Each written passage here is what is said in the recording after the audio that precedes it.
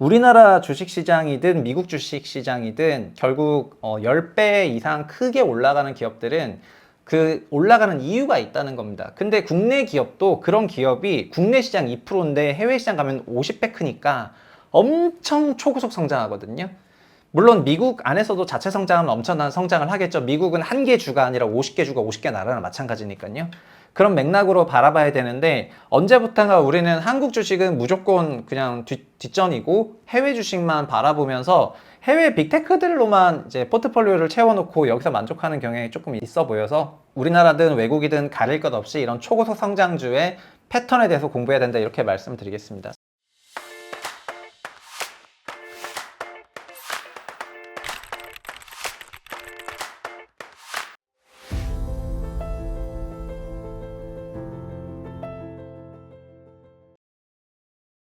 안녕하세요. 최상욱입니다. 이번 주는 한 주간 주식 얘기를 먼저 시작할 것 같습니다. 최근에 화장품과 관련한 여러 가지 기업과 산업에 상당한 변화가 있어서 경제 상식을 전달해 주는 그런 컨셉으로 말씀을 드리겠습니다. 일단은 정말 믿어지지 않는 그런 차트라고 할 수가 있는데 제가 정말 이거 보고 깜짝 놀랐습니다. 한 달 전쯤에 이 기업에 대한 얘기를 들었는데 그리고 기업을 탐방갔던 애널리스트를 통해 가지고 좀 여러 가지 사이드 스토리들을 많이 들었거든요. 근데 정말 놀랍게도 이 가격이 보이십니까? 좀 작아서 안 보이시겠지만은 22년 말에 10월 달에 1,700원이었는데 지금 이제 5만 원을 하회했지만 이게 5만 원까지 갔으니까 2년 동안 30배 올라간 종목이 되겠습니다. 이게 3배도 아니고 이게 30배 올라갔고요. 지금 기업 시총은 3조 원 정도 되는 그런 기업입니다. 정말 믿어지지 않는 그런 성과라고 할 수 있겠죠. 뭔가 이거는 실비디아라고 불러야 되겠어. 엔비디아가 있으니까 이건 실리콘 튀어가지고 실비디아라고 불러야 되겠습니다. 와, 제가 2019년에 테슬라 19년 3분기부터 20년까지 막 10배 올라갈 때 충격 받았었는데 거의 그 정도의 충격을 저한테 줬습니다. 최근에 이런 기업들은 실리콘투라는 기업은 K-뷰티 선봉이라면서 언론이 어마어마하게 주목하고 있고요. 올해만 해도 소위 플러스 500% 5배 올랐습니다. 올 한 해예요. 그러니까 엔비디아가 아시겠지만 연초비 거의 한 80% 정도 상승을 했고 전년비 대비로는 거의 3배 정도 올랐잖아요. 그런데 이게 올 한 해만도 이렇게 올랐던 걸 보면은 정말 엄청난 그런 가격이었던 것 같습니다. 24년 1월에 8,000원이 안 됐어. 지금 5만 원이야. 미친 거 아닙니까? 엄청난 것 같습니다. 근데 이 기업이 그냥 듣보잡 기업이 아니고 작년부터 증권가에서 커버를 하기 시작했습니다. 이거 커버라는 거는 증권사에서 저는 이제 옛날 애널이었는데 애널리스트가 이 기업을 탐방해보고 괜찮은 것 같다 이러면서 목표가를 제시하는 거를 커버라고 합니다. 목표가를 제시하지 않는 거는 완전한 의미의 커버는 아니에요. 이 목표가 제시하는 게 왜 중요하냐면은 내가 이 기업이 목표가를 제시해도 될 정도로 좀 괜찮다라는 느낌 들었을 때만 탐방 가고 목표가를 제시하거든요. 한 30개 기업을 갔는데 그 중에 한 10개 기업의 목표가를 제시하고 그 중에 한두 개를 이제 최선 호주로 미는 게 이게 애널리스트 일하는 방식입니다.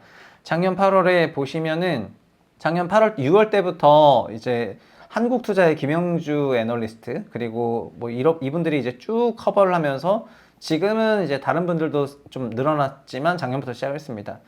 작년 8월 한 투인데 그 리포트를 보니까 K-뷰티를 이끄는 숨은 히어로다 이렇게 됐고요. 이게 투자 의견 매수랑 목표가 10,000원으로 커버를 시작을 했습니다. 실리콘투에서 10,000원이다. 12개월 순이익에 18배를 곱했다. PER 18배를 곱했다. 실리콘투는 한국의 인디브랜드 제품을 매입해서 중국을 제외한 전 세계에 유통하는 기업이기 때문에 우리나라에 이런 유사한 비즈니스 모델이 없다. 전 세계에서도 화장품 중심으로 제품을 사서 이제 다른 유통사에 판매하는 회사는 없다. 그래서 한국의 유통 채널 중에서 구조적인 성장을 보였던 유통 채널이 사실 편의점이었는데 이거는 이제 편의점이랑 약간 유사한 수준의 기업 구조적인 성장을 예전에 보이니까 2014년 편의점 성장할 때 이때 편의점 18배 받았거든요. 여기서 편의점이라는 건 여러분 가시는 CU랑 그 GS25C 여기 모기업들이 상장돼 있기 때문에 과거에는 잘 나갔습니다. 그래서 2014년 해서 요 정도인 것 같다 하고 커버를 했고 당시 기준으로 실적 추정했는데 작년입니다. 불과 작년 10개월 전인데 22년 기준으로 확정값이니까 매출 1,600억대에 140억 정도 해서 영업이익이 한 8% 정도 됐는데 23년 전년 말 기준으로는 2,800억에 360억 올해 24년 전망치는 4,400억에 547억 이러면서 이 정도 실적 성장 보이면은 애널리스트 입장에서는 커버를 해야죠. 연간 분기 막 100억 이상씩 버는 그런 기업이라고 생각하면은 커버를 하게 되어 있어요. 근데 그렇게 커버했는데 올해 1분기 실적이 소위 대서프라이즈가 난 것 같습니다. 그래서 올해 1Q에만 매출이 거의 1,500억, 영익이 300억 났으니까 영익률이 20% 보였잖아요. 그리고 분기 영익이 300억 났으니까 4개 분기 곱하면 연간으로 1,000억이 넘어가겠죠? 매출도 분기 1,500억이니까 연간으로 한 6, 7천억 정도가 나올 것 같잖아요. 그래서 내가 너를 너무 과소평가했구나, 이게 제목이고요. 이분이 한 달 전입니다. 이게 불과 한 달 전에 이렇게 과소평가해서 미안해 라고 5월달에 리포트를 썼습니다. 작년 매출이 3,430억이고요. 작년 8월 전망 대비해서 올랐고 영익도 360이 아니라 480 올랐습니다. 올해는 추정이 7,100억에 영익 1,270억, 300억 곱하기 4한 거고요. 내년은 약 1조 원 정도의 영익이 한 1,800억 정도 되는 그런 기업이고, 네, 올해 실적 기준으로 순이익이고 아까 시총이 3조니까 PR 30배 정도고요. 내년에 1,400억이니까 3조 원이면은 PR 18배 정도 되는 거죠. 그래서 내년 실적을 좀 땡겨 와가지고 그 주가 성과가 나왔습니다. 그래서 주가가 실적 발표하고 나서 요거 있잖아요. 요 실적 발표하고서 요때 이제 스카이로켓 했던 것 같습니다. 이게 3월이고 여기가 6월이니까 5월에 이게 과거에 삼양식품 보는 것 같은데 이제 이렇게 날아갔네요. 자, 이런 기업만 있냐? 그렇지 않습니다. 지금 화장품들이 국내에서 판매가 되는 거는 올리브영을 통해 가지고 판매가 되고 있는데, 올리브영은 뭐 다들 가보셨겠죠? 지금 국내 올리브영이 약 1,400개 점포 정도가 있습니다. 1,400개 있는데 22년 기준으로 매출은, 올리브영은 참고로 비상장사예요. 그래서 지금 사고 싶어도 살 수가 없어. 올리브영을 그래서 살려면은 그 지주사인 쿠션을 2쿠션 쳐가지고 지주사인 주 CJ를 봐야 돼요. 그래서 지금 CJ까지 봐야 되고요. 근데 올리브영 보시면은 매출 2조 7천억에 영익 2,700억 재작년. 작년은 확정값입니다. 매출 3조 8천억, 영익이 4,600억으로 영익이 YOY로 전년비 70% 성장했어요. 엄청나게 올라온 거죠. 영익이 지금 연간 5천억대까지 올라왔는데, 이게 그러니까는 길에서 보이는 올리브영이 강남에도 어마어마하거든요. 가보면은 한국인뿐만 아니라 외국인도 많이 있어요. 그리고 올리브영 매출의 상당 부분이 거의 3분의 2 이상이 다 화장품입니다. 여기가 진짜 완전 격전지입니다. 격전지인데 영익이 이렇게 꽤 많이 높네요. 근데 롯데백화점 그룹, 이거 이제 그냥 괜히 갖고 온 게 아니라 제 아는 모 지인 롯데백화점 다니는 분들이 자기가 봤는데 롯데백화점 작년 매출 3조 3천억이거든요. 작년 4,700억 영업이익이 났어요. 롯데백화점에서요. 그러니까 롯데백화점 매출을 넘은 거예요. 작년에 올리브영이 롯데백화점 전체 매출을 넘겼고요. 영익도 4,600억이나 뭐 4,700억이나, 이 회사 재작년이 4,900억이니까 롯백은 오히려 영익이 떨어졌는데 올리브영은 2,700억, 4,600억. 올해는 지금 장사 더 잘 된다 하거든요. 그러니까 올해 기준으로는 올리브영이 미안하지만 롯데백화점을 이제 완전히 넘어선 그런 해가 되겠습니다. 뭐 롯데그룹은 이런 사우론타까지 지었는데 저기 이제 안타깝게 됐고요. 지상에서 550m 올라갔지만 뭐 안타깝게 됐습니다. 지금 사실 그런 화장품 유통사들만 잘 되는 게 아니라 근본적으로 화장품 제조사들이 잘 되는데, 이런 중저가 화장품계에서 유명한 브랜드 중에 하나가 클리오인데, 클리오도 보시면은 이 주가가 호떡집에 불났는데요. 2년 전 대비해서 지금 주가가 2년 전비 3배 올랐습니다. 그리고 화장품은 ODM이라는 걸 통해 가지고 만들어져요. ODM이라고 이제 제조사는 브랜드를 갖고 있고 ODM은 다 제작을 해주고, 제작사들이 많은 화장품 메이커들에게 납품을 해주고 있는데, 국내 가장 대표하는 그 ODM이 코스맥스라는 회사입니다. 이 회사는 일반적으로 종합적인 화장품 ODM을 다 잘하고, 그 다음에 썬블럭은 이제 한국 콜마가 잘 만드는데, 어쨌든 코스맥스, 한국 콜마, 코스메카 코리아, CNC 인터내셔널, 이런 기업들이 화장품 ODM계의 그 4대 산맥이 되겠습니다. 이 회사들이 사실상 글로벌 화장품 씬의 종합적인 ODM이기도 하거든요. 그래서 내 눈에는 이런 회사들이 막 TSMC로 보여. 여튼 화장품 ODM사 국내 대표 기업들도 호떡집에 불러서 이제 2년에 5배 올랐습니다. 코스맥스가. 이게 그러니까 거의 엔비디아급 그런 성장이라고 봐야 되겠죠. CNC 인터내셔널은 이건 더 심합니다. 이건 3년에 9배 올랐습니다. 얘는 글로벌 그 뷰티 브랜드들의 그 수주를 받아가지고 뭐 틴트나 립밤을 만드는 그런 유명한 회사인데, 이 회사도 벌써 시가총액이 1조 원이 됐고요. 그러니까 10배 정도 올랐죠. 창업주가 아마 아모레 출신이실 거고, 그 자녀분이 경영을 하고 있는 회사로 알고 있는데 엄청난 성장을 했습니다. 거의 자된 것처럼 올라가고 있어요. 이렇게 쭉 올라가는 걸 보면 정말 대단하고요. 지난 한 1년 반 정도를 봤을 때는 아마 CNC 주주분들은 거의 10답을이 났다는 거기 때문에 엄청난 그 성과를 보였겠죠. 사실 우리나라에서 주식을 얘기하면은 삼성전자, 하이닉스의 나라다 보니까 반도체가 많아요. 그래서 반도체라고 직전 1개월만 키워드 반도체로 땅 치면은 저한테는 요게 나오더라고요. 이게 결국 다 증권 쪽에서 반도체 이제 투자를 바라보라는 이런 내용이고요. 근데 요즘 화장품이 이렇게 2배, 3배, 5배, 10답을 2년 30배 이렇게 나고 있는데 화장품 검색 거의 안 하시죠? 근데 화장품을 그래서 저도 직전 1개월로 치면은 이제 영상이 그 화장품 주식 관련 영상이라기보다는 그것도 있긴 있지만 다른 영상이 많이 나오는데 여기 요거 있잖아요. 이게 의외로 조회수가 900만 뷰거든요. 이 쇼츠가. 그래서 이거를 간단히 보여드리겠습니다. 이 유튜브 쇼츠는 2주 전에 올라온 건데 900만 뷰 나왔고요. 이 쇼츠를 제작한 요 회사는 구다이 글로벌이라는 회사인데 이 회사가 조선미녀 갖고 있는 회사이고 얼마 전에 티르티르라는 브랜드를 인수해서 이것도 아마존에 어마어마하게 팔고 있습니다. 여튼 SNS에서 어떻게 하고 있냐면은 흑인이 한국 파운데이션을 발랐더니 갑자기 피부가 하얘져 버린 거예요. 그래서 얘가 클레임을 하거든요. 그랬더니 구다이 글로벌에서 샘플을 보내버려요. 12개를 보내가지고 너 한번 발라봐 하거든요. 그 중에 자기 톤에 맞는 그 파운데이션을 바르고 이제 감동을 하게 되고 이러는 거죠. 근데 사실은 이 파운데이션을 흑인들이 잘못 발랐을 때 톤을 잘못 고르면 이렇게 거의 뭐 위장을 한 것처럼 나오게 되는데 이건 완전 이제 실패 사례가 되는 거죠. 근데 제 색깔대로 바르니까 이렇게 완전히 그 살색을 되게 잘 뭐라 그럴까 부각시켰다고나 할까? 그러면서 완전히 예뻐지게 되는데 그래서 이 쇼츠를 올렸더니 이게 900만 뷰가 나온 거죠, 한국에서. 그래서 이런 지금 쇼츠나 SNS 미디어를 통해 가지고 커머스까지 연결하는 이런 형태가 굉장히 그 성장하는 산업이기도 한 것 같은데 특히 이런 게 인디 뷰티나 인디 상품들에서 굉장히 각광을 받는 것 같습니다. 그래서 세상이 변했는데 그냥 어떻게 보면 한국 주식은 다들 반도체만 받아보고 있다 보니까 이런 것들을 좀 놓쳤던 게 아닌가 싶습니다.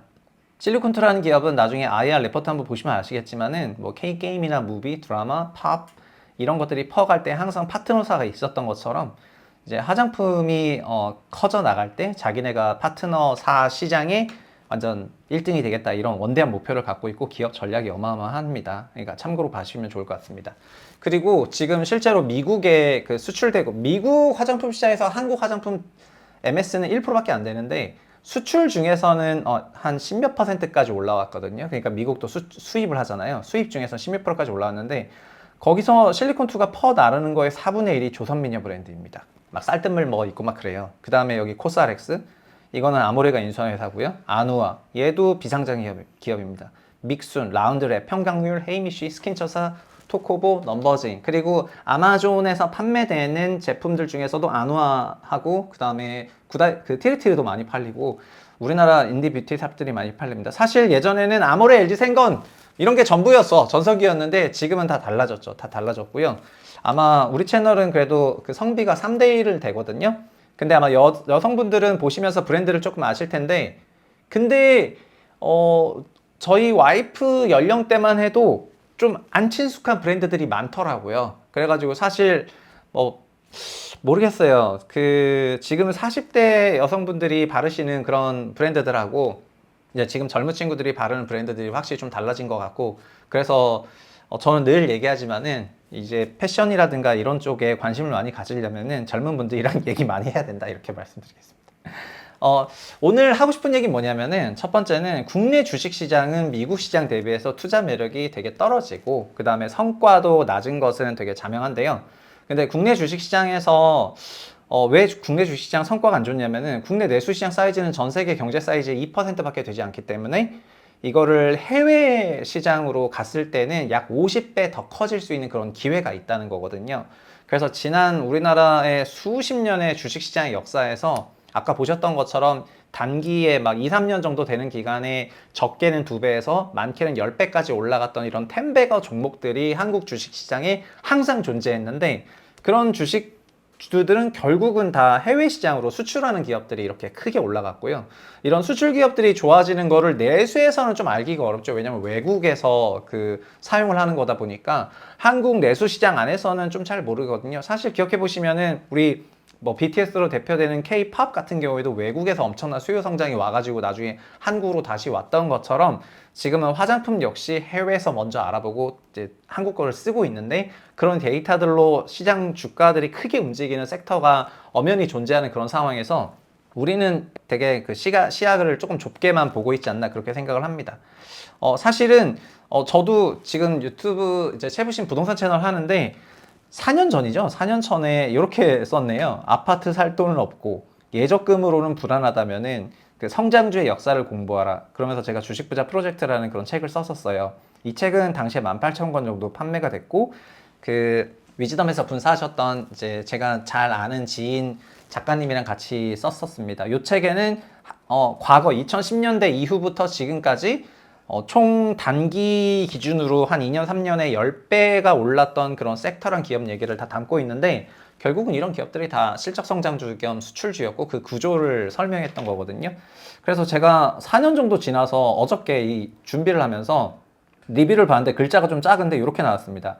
최상욱 저자분은 부동산 애널로 유명하여서 부동산만 하시는 줄 알았는데 웬일로 주식 관련 책이 나왔네요. 사실 큰 기대 없이 사서 본 책이었습니다. 그동안 뭐 방송을 통해서 많은 부동산 정보를 얻었으니까 그에 대한 보답이랄까? 그런 의미로 산 책인데 의외로 좋았습니다.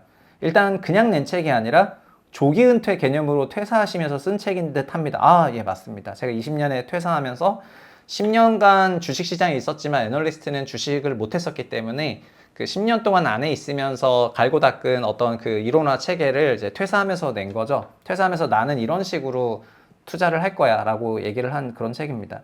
주식 투자에 대한 자신의 생각을 정리하고 기존의 상식이라고 생각했던 것들에 대한 틀을 깨라고 합니다. 산업별로 최신 내용들이 이야기해주고 마지막에 활용할 만한 팁들을 줍니다. 정말 수많은 주식책을 읽어보았지만 이분 많이 읽었던 것 같고요. 이 책은 조금 다릅니다.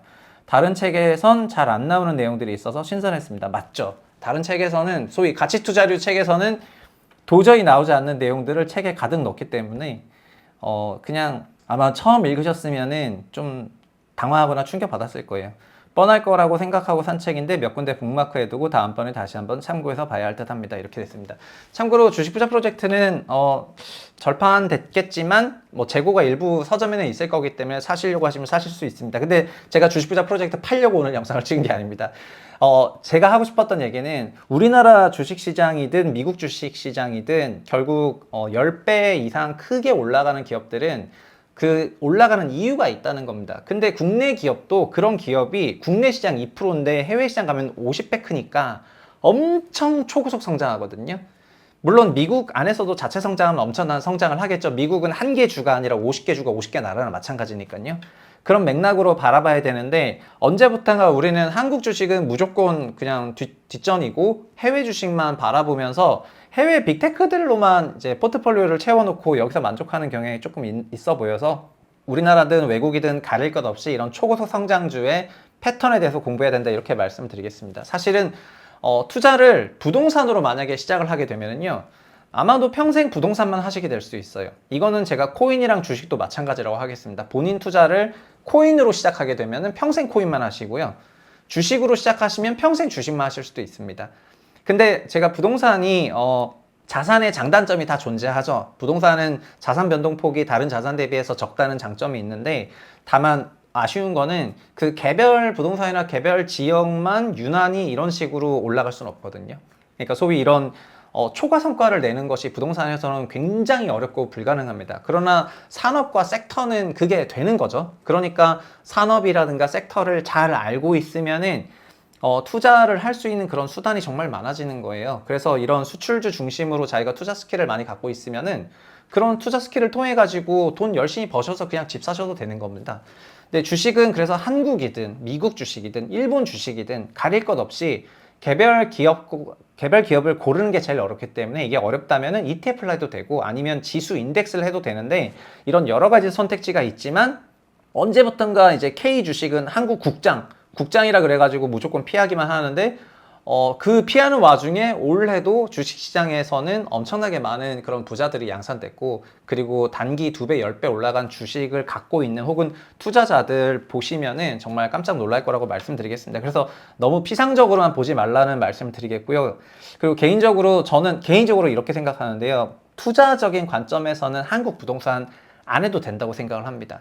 반대로 부동산으로 투자하신 분들은 계속해서 한국 부동산을 할 겁니다. 근데 저는 주거비를 그냥 주거비 내면서 살 생각이고 그리고 주거비가 올라간다 하더라도 주거비 오르는 것보다는 그냥 더 다른 투자 성과를 낼 자신이 있기 때문에 그냥 이렇게 산다고 생각하시면 되겠습니다. 만약에 여러분들이 내가 이제 주거비가 올라가는 게 너무 불안하다. 집을 사야 되겠다. 그러면 주택을 매수하셔야 될 거예요. 본인 심리가 그거를 매수하는 방향으로 끌고 갈 거예요. 그런데 내가 돈 버는 속도에 문제 없고, 그 다음에 주거비가 올라가지만 내 총 자산 수익률은 더 크다라고 생각을 하게 되면 그때는 주거 불안 없어지거든요.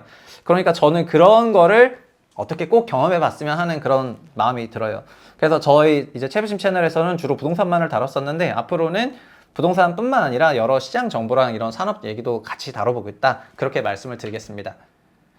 그리고 막스 플랑크가 했던 말을 하면서 마치겠습니다. 막스 플랑크는 과학혁신의 역설이라는 말을 했는데요. 이런 과학혁신의 역설이가 뭐냐면, 원제는 이렇게 되어 있습니다. 어떤 새로운 과학적인 진실이 그 반대 세력을 설득하면서 승리를 하는 것이 아니고, 그러니까 어떤 과학적 진실이 나왔어요. 지동설과 천동설. 천동설이 과학적 진실이었다고 생각을 했는데, 실질적으로 과학적 진실은 지동설이었어요. 근데 지동설이 나왔는데, 그 지동설이 천동설을 설득하는데 엄청 오래 걸린 거 아시죠? 엄청 오래 걸렸어요. 과학은 그게 명백하기 때문에, 그런데도 엄청 오래 걸렸거든요. 그래서 막스 플랑크가 뭐라고 했냐면은, 그게 상대방을 설득하면서 이제 과학적 진실이 이기는 것이 아니라, 상대방이 사실상 거의 다 이제 죽어서, 그러니까 오래돼서 이제 소멸돼서 사라지고, 새로운 세대들이 성장해서 그 개념에 친숙한 사람들이 대세가 됐을 때 그 시장이 돌아간다고 했거든요. 이 얘기를 코인씬에서도 하고, 주식에서도 하고, 부동산에서 하고, 아마 다 하실 것 같아요. 뭔 얘기냐면은, 코인씬에 계신 분들은 코인이란 어떤 새로운 사실에 대해서 종전세대 그 레거시들이 주식과 부동산이니까, 이 사람들이 다 죽고 젊은 사람들이 결국 코인판 중심으로 생각했던 사람들이 헤게모니를 잡게 되면은 코인이 대세가 될 거라고 생각을 하고 계실 거고요. 현재 부동산을 가지고 대세라고 생각하는 사람들의 그 반대도 이렇게 생각을 할 거거든요. 여튼 중요한 말은 뭐냐면은, 어떤 자기가 갖고 있는 어떤 특정한 사실이나 이런 것들을 상대방을 설득하면서 그거를 승리하기는 되게 어렵다고 생각을 하고요. 결국은 좀 바뀌어야지 된다고, 그거에, 그러니까 새로운 개념에 친숙한 사람들이 올라와야 된다고 생각하는데, 저 개인적으로는 부동산에 친숙했던 사람들을 그냥 너무나 많이 봤기 때문에, 너무나 많이 봐서, 그래서 아마도 부동산 시장이 강세장으로 전환되거나 이게 한다면은 다시 그분들은 부동산을 할 거라고 저는 생각을 하고요. 그러나 우리 지금 우리 채널도 연령대가 조금 다르긴 하지만은, 새롭게 올라오는 그런 세대들은 국내 부동산에 높은 관심은 없다고 저는 생각을 하고 있습니다. 부동산은 그냥 다른 걸로 벌어서 돈을 벌리면 사는 자산이지, 부동산으로 돈을 크게 뭐 벌어야 되겠다는 그런 생각이 그 윗세대보다는 확실히 약해졌다고 느끼거든요. 그러니까 결국에는 그 다음 세대가 이제 올라오는 그런 과정이라고 본다면은, 결국 이 다음 세대들이 관심 갖는 자산이라는 거는 결국 미국 주식이 가장 대표적이지만, 미국 주식이든 코인이든 그런 새로운 세대들이 중심적으로 생각하는 어떤 그런 자산군에 대해서 관심을 많이 가져야 된다고, 이렇게 말씀을 드리고 싶습니다. 근데 저는 결국 이런 세대들도 저는 이제 코인이랑 주식을 우리 채널 자꾸 얘기를 하는데요. 전 세계 어쨌든 지금 시장에서는 주식 시장이 가장 거대한 시장입니다. 가장 거대한 시장이고, 이 가장 거대한 시장에 가장 거대한 기회가 있는데, 이런 것들을 그냥 터부시할 필요는 없다고 생각을 해가지고, 이거에 대해서 제대로 많이 공부하셨으면 좋겠다, 그렇게 말씀드리겠습니다. 그리고 그냥 영상 하단에 이제 댓글 링크에 제가 그래서 7월이랑 8월에 제 주변 지인 중에서 매크로를 실전 매크로 투자를 제일 정말 잘 하시는 그 회색인간이라는 분이 있는데, 그 회색인간이 매크로를, 그리고 제가 섹터 분석을 하는 약 8주간의 그런 과정을 개설을 했거든요. 그래서 링크에 그 신청서 포맷이 구글 폼이 있으니까 신청을 한번 해보시면 좋겠고요. 그리고 낮은 가격이 아니기 때문에, 그리고 신청을 해도 다 되는 게 아니라 그냥 오프라인 모임이어서 인원수에 제한이 있어가지고 이제 모두 다 부를 수는 없지만 한번 살펴보시고 저희가 어떤 프로그램을 진행할 건지 보셨으면 좋겠고요. 댓글 남겨놨으니까 많은 검토해 보시고 신청해 주셨으면 좋겠습니다. 다음 시간에 또 뵙겠습니다. 감사합니다.